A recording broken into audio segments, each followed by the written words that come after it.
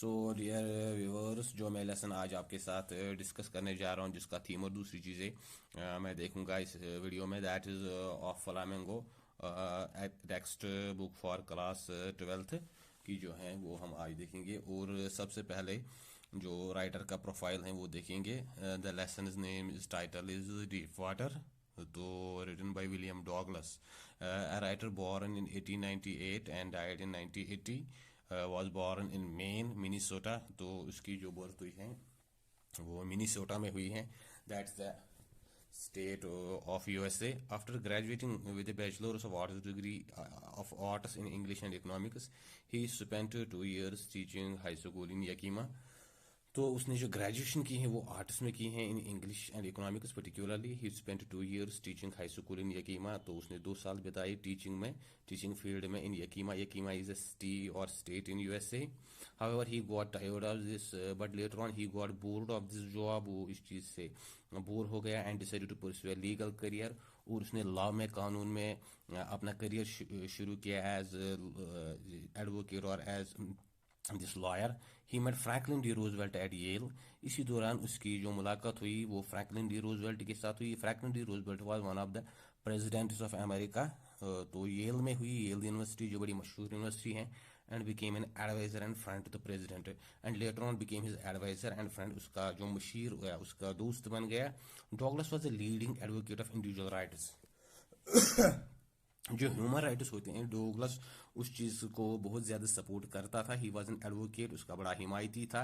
He retired in 1975 with a term lasting 36 years. Finally he retired from his legal job. जो उसका job था, जो काम करता था या जिस जॉब में था वो, तो उससे वो रिटायर हो गया इन 1975 में, with a term last 36 years. 36 साल तक वो ये काम करता रहा and remain is the longest serving justice in the history of the court.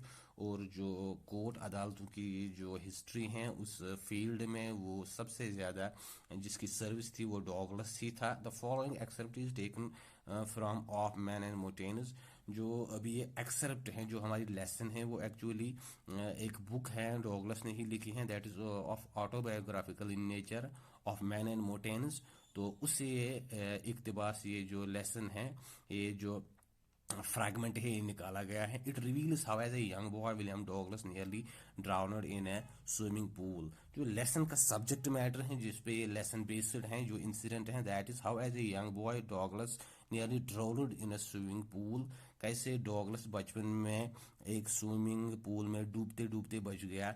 In this ऐसे he talks about his fear of water. तो उसके बाद जो राइटर है वो डिस्कस करता है that he developed a fear of water due to this incident. इस वाक़े से उसका जो फेयर है रिगार्डिंग वाटर, जिसको हाइड्रोफोबिया कहते हैं, पानी से डरना, तो वो बीमारी उसमें डेवलप हो गई, वो एक तरह का वहम। तो thereafter how he finally overcame it, and he also tells us how he finally overcame it. Finally उसने इस चीज़ पे कैसे काबू किया जो इसका फेयर था, fear of water. Notice how the autobiographical part of selection is used to support his discussion of fear. अब हम लेसन में ये चीज़ देखेंगे कि कैसे वो अपने लाइफ के इस इंसिडेंट को सपोर्ट करता है इन his discussion of fair.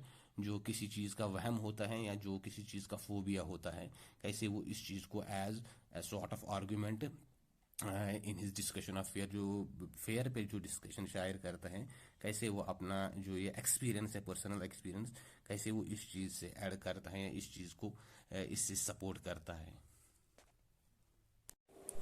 So, dear viewers, this was a brief profile of the writer that I have put before you. Now I will come to the point. और जो हमारा point है, that is the theme of this very lesson and the justification of its title. तो जो theme है, it has multiple themes, and the first one is the author William Douglas talks about the fear of water and how he finally overcame it.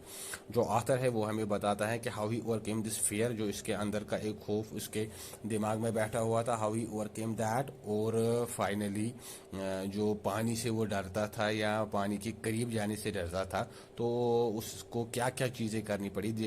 After that he overcame it. The lesson is a sort of ऐसे by the author. जब हम ये lesson देखते हैं तो it is more of ए ऐसे then a story. तो ये शॉर्ट स्टोरी कम और ऐसे ज़्यादा है। तो जब मैंने इसको पढ़ा I felt that and it is autobiographical and non fictional genre. तो एक तो ये ऑटोबायोग्राफिकल हैं, ये रियल हैं, जो राइटर के साथ सवानी हयात हैं उसके साथ ये इंसिडेंट हैं, and non fictional in nature, ये कोई फिक्शन नहीं है, कोई कंकॉक्शन या कोई बनावटी नहीं है जो राइटर ने खुद ही क्रिएट किया है। He narrates an incident that occurred when he was 10 और 11 years old। तो जो इसका मेन जो प्लॉट है, that writer narrates an incident, शायर एक ऐसे वाक्य के बारे में बोल रहा है, and almost when he was 11 years old, जब वो 10 to 11 10 या 11 साल का था, and almost drowned in YMCA young man Christian association swimming pool. तो एक पूल था इसके इलाके में, शायर के इलाके में, जो इसकी सिटी थी, that was by young man Christian association. This is one of the association of young man, कोई क्रिश्चियन एसोसिएशन थी नौजवानों की, तो जिनका ये पूल था जिसके साथ ये रिलेटेड है। तो शायर उस स्विमिंग पूल में ऑलमोस्ट ड्राउन्ड, तकरीबन डूब ही गया था। तो फॉर्चुनेटली ही वाज सेव्ड, बड़ी मुश्किल से उसकी जान बची।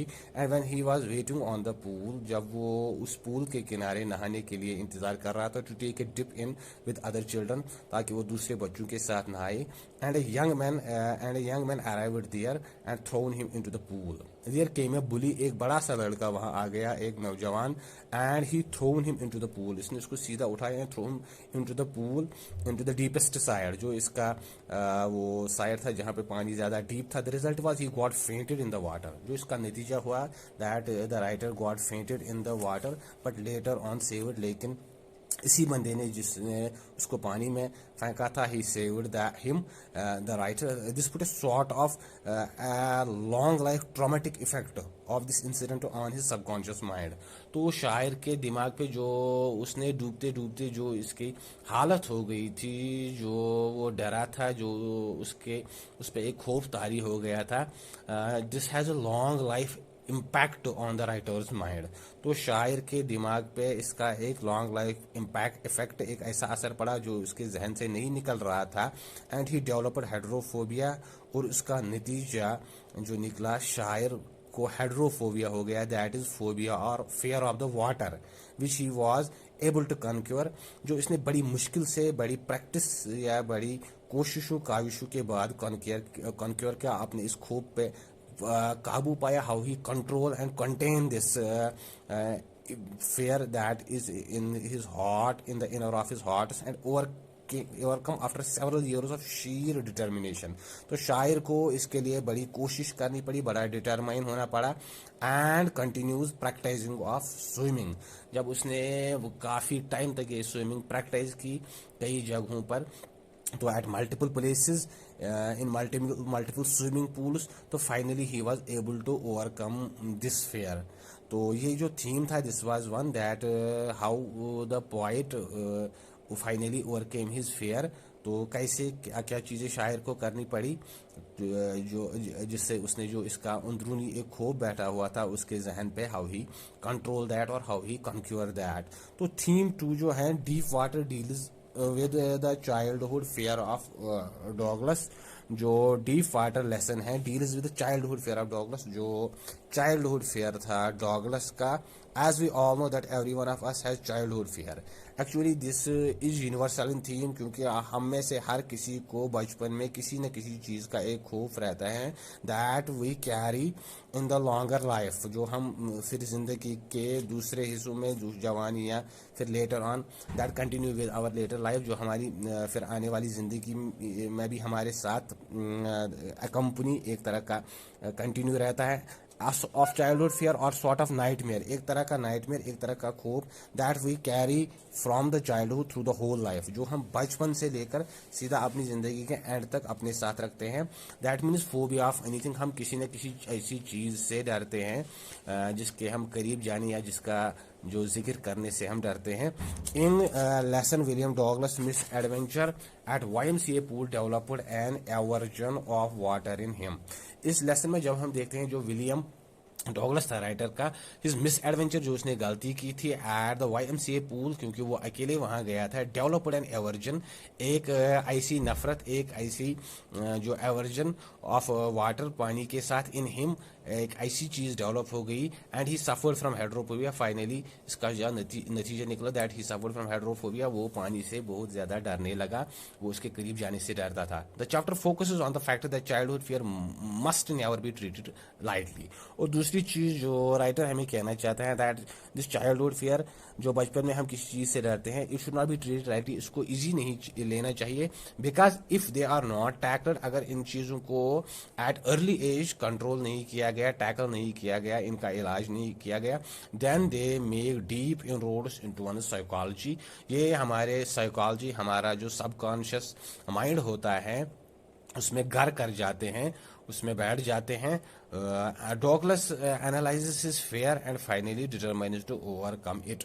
डॉगलस जो है वो अपने जो फियर, अपना जो खौफ है, वो उससे लड़ता है, पहले उसको एनालाइज करता है, एंड फाइनली डिटरमाइन्स, फिर कोशिश करता है in many ways to overcome it, जो फिर इसके खिलाफ अपनी तरह से एक फाइट करता है, एंड इट फाइनली कॉन्क्योर, वो इस चीज़ पे काबू पा लेता है। बट ही हैज़ टू, उसको इसके लिए उसको बड़ी कोशिश करनी पड़ती है, he has to fight his inner self, उसको अपने खौफ से लड़ना पड़ता है, अपने अंदर का जो हिज इनहिबिशंस और हिज अप्रहेंशंस, जो उसमें एक तरह का डर, एक तरह का वहम, तो शायर को वो चीज़ें, उन चीज़ों से पहले he have to fought with his over inner self, अपने अंदर की ज़ात से जंग करना पड़ती है। तो then there is the universal theme of the lesson. Apart from these two themes, every literary piece, जब भी हम कोई पोएम, शॉर्ट स्टोरी, नावल या कोई भी चीज़ पढ़ते हैं, apart from it is particular theme, जो उसके साथ एक तरह का वो थीम होता है, ओविंग टू इट स्टोरी, जो स्टोरी के साथ चलता रहता है, it has a universal theme, उसका एक यूनिवर्सल थीम होता है, जो मैं यहाँ पे अभी बयान करूँगा। By this story the writer wants to give us a message. Actually जो राइटर है वो हमें एक मैसेज, एक sort of information, sort of inspiration वो हमें देना चाहता है। As we know that in literature a literary work can not be fixed to a single meaning, क्योंकि हम जानते हैं कि जो लिटरेरी वर्क होती है, कोई जो, as we know that in literature a literary work cannot be fixed to a single meaning or specific interpretation। जैसा कि हम जानते हैं कि लिटरेचर में आप किसी लिटरेरी वर्क को, किसी नावल, ड्रामा, शॉर्ट स्टोरी को कोई स्पेसिफिक इंटरप्रिटेशन या कोई सिंगल मीनिंग नहीं दे सकते, you can not bound it, आप इसको बंद नहीं कर सकते इन चीज़ों में। Many readers can have as many interpretations और messages of a single literary piece of art. जितने भी रीडर्स होंगे, पढ़ने वाले होंगे, कारी होंगे, तो कोई भी लिटरेरी पीस या लिटरेरी जो वर्क होगी, जो अदबी जो काम होगा, जब वो उसको पढ़ेंगे, देखेंगे, they can have as many interpretation और मैसेजेस, वो उसको अपने अपने हिसाब से उसकी इंटरप्रिटेशन करेंगे, और उसकी जो मैसेजेस हैं, जो थीम्स हैं, वो लेंगे, और एज पर देयर परस्पेक्टिव, जो उनका परस्पेक्टिव होगा, आइडियोलॉजिकल टिल्ट होगा। This story teaches us the same thing, ये स्टोरी भी हमें यही चीज़ सिखाती है। It gives us a message, it gives a message to every person as per his perspective, apart from the plot of the story और what happened with the writer.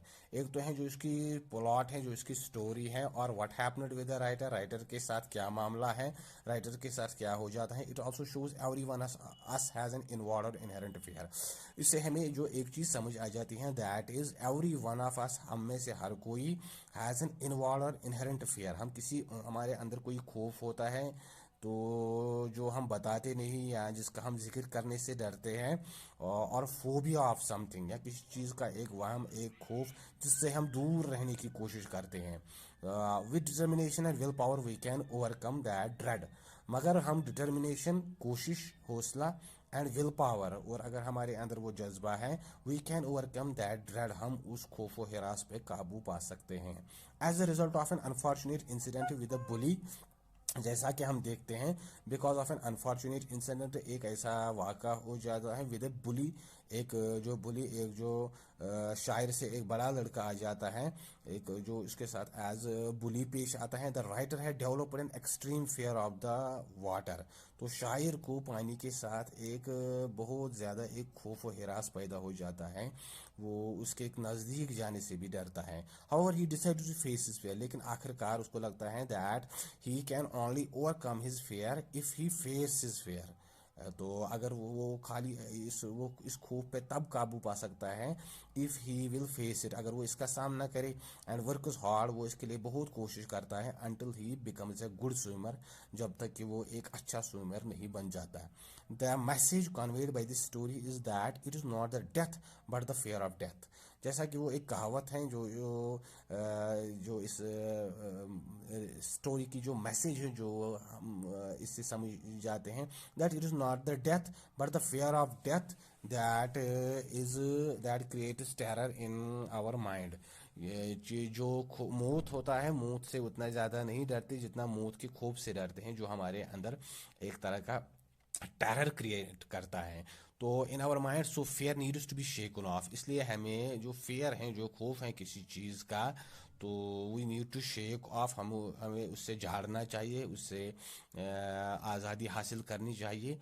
Also तभी हम जिंदगी में कुछ अटेन कर सकते हैं, वो चीज़ जो हम अटेन करना चाहते हैं, जो हमारे अंदर सलाहियत हो। अगर हम अपने खौफ वरास पे और अपने जो इनहिबिशंस हैं या अप्रहेंशंस हैं, तो उन पे काबू नहीं कर सकेंगे, we can not achieve our goals. Also any fears can be conquered if we try hard enough. हम हर उस कमज़ोरी, हर उस खामी, हर उस खौफ हिरास पे काबू पा सकते हैं, तो अगर हम कोशिश करेंगे, if we try hard enough, अगर हम पूरी दिल से, पूरे मन से और उसके लिए ट्राई हार्ड एनफ पूरा जो फोकस करेंगे। तो जो इसका है justification of the title deep water, अभी जो नेक्स्ट क्वेश्चन है that is justification of the title, how much this title deep water justify the subject matter of this lesson. जो डी फाटर है, इस लेसन का जो टाइटल है, वो इसका जो सब्जेक्ट मैटर है लेसन का, उसके साथ कितना मिलता है। ये कोता शासित इंसाफ करन या ये कोता शासित प्रॉक्सिमिटी थावन। तो the extract is appropriately entitled deep water, जो ये एक्सट्रैक्ट है उसको अप्रोप्रिएटली बड़े मुनासिब अंदाज के साथ एंटाइटल किया है एज डीप वाटर। तो ठीक है, the author recounts his fear of swimming. तो शायर जो हमें, जो ऑथर है, राइटर है, वो हमें बताते हैं how he fear the swimming following an incident in which he had been swept away by a wave. The author recounts his fear of swimming following an incident. शायर, ये जो राइटर है, ये हमें बताता है that he fears this swimming owing to an incident, क्योंकि उसके साथ एक ऐसा वाक़या हुआ था जिसकी वजह से ये स्विमिंग से डरता था, पानी के नज़दीक जाने से डरता था। In which he had been swept away by a wave when he was on the beach and swept away by a wave, जब वो अपने फादर के साथ बीच पे था और एक वेव ने उसे स्वेप्ट किया था, उसके ऊपर से गुजरी थी। Another incident which aggravated his fear was when a bully pushed him into the deep side of a swimming pool। लेकिन जो फेयर था वाटर का, वो एक्चुअली उससे एग्रीवेट हुआ था जब वो किसी पूल के साथ में बैठा था और एक बुली, एक ऐसा लड़का जो उस उम्र और उससे साइज में बड़ा था, ही बुलीड हिम, उसने उसको डराया and thrown him into the deep side of the swimming pool, और उसको गहरे पानियों में फेंक दिया। एंड ही नियरली ड्राउन्ड, जहाँ पे वो तकरीबन डूब ही गया था, बड़ी मुश्किल से उसकी जान बची। But slowly he overcomes this fear, लेकिन वक्त के साथ साथ शायर को लगा कि that he need to overcome this fear, उसको इस खौफ को काबू करना है, इस पे इसे हराना है, इसको कंट्रोल करना है थ्रू डिटर्मिनेशन। एक तो डिटर्मिनेशन से बड़ी कोशिश करनी पड़ी उसके लिए उसको, तो एंड स्ट्रांग विल, और बड़ा विल पावर, अपना इरादा बड़ा मजबूत करना पड़ा। He even took the services of an instructor, उसने एक इंस्ट्रक्टर, एक जो स्विमिंग का माहिर था, उससे भी ये सर्विसेज ली, उसकी खिदमत भी ली, उससे भी सीखा। He swam in different pools and lakes to overcome his fear, अपने खौफ पे कंट्रोल करने के लिए, उसे हराने के लिए he tried in different pools, उसने काफ़ी पूल जो अलग अलग थे, जो लेक्स थे, वहाँ पे प्रैक्टिस की। The title also signifies that more than the deep water, और जो टाइटल की सिग्निफिकेशन है, जो इसका एक एलिगोरिकल या सिंबॉलिक मीनिंग है, then that more than the deep water, एक तो था डीप वाटर जिसमें शायर एक बार डूब गया था, उसका तो एक खौफ था। It was the deep fear that the writer wants us to convey, तो असल में ये डीप वाटर से ज़्यादा डीप फियर था, जो एक खौफ था जो शायर के दिल से निकल नहीं रहा था, वो एक्चुअली उस टाइटल के ज़रिए, इस नाम के ज़रिए शायर हमको कन्वे करना चाहता है, जो राइटर हैं, जो ऑथर है, वो हमको कन्वे करना चाहता है। In short the title is appropriate. हम मुख्तसर में कह सकते हैं finally that the title is appropriate with it subject matter with the lesson. जो टाइटल है वो, और जो हमने लेसन पढ़ी, तो हमें लग रहा है कि टाइटल इज़ अप्रोप्रिएट, क्योंकि शायर का जो मसला था that he was once thrown into the deep waters, तो उसको एक बार डीप वाटर, गहरे पानी में फेंक दिया गया था। And the whole story revolves around the effect of that very incident. और जो ये स्टोरी है ये फिर उसी इंसिडेंट के, जो उसके आफ्टर इफेक्ट्स, आफ्टर शॉक्स थे, जो फिर लाइफ लॉन्ग एक इम्पैक्ट था शायर का उस इंसिडेंट से, उस वाक़े से, तो उसी के गिर्द ये पूरी स्टोरी घूम रही है। So this was the justification of the title and I have already explained you the theme of और central idea of the lesson deep water। तो अगर आपको लगे कि आपको समझ आ रहा है जो हम पढ़ा रहे हैं, और आपकी इंफॉर्मेशन में इजाफा हो रहा है, और आपके लिए ये इजी हो रहा है, तो हमारी चैनल को ज़रूर सब्सक्राइब करें और अपनी व्यू दें। Thank you.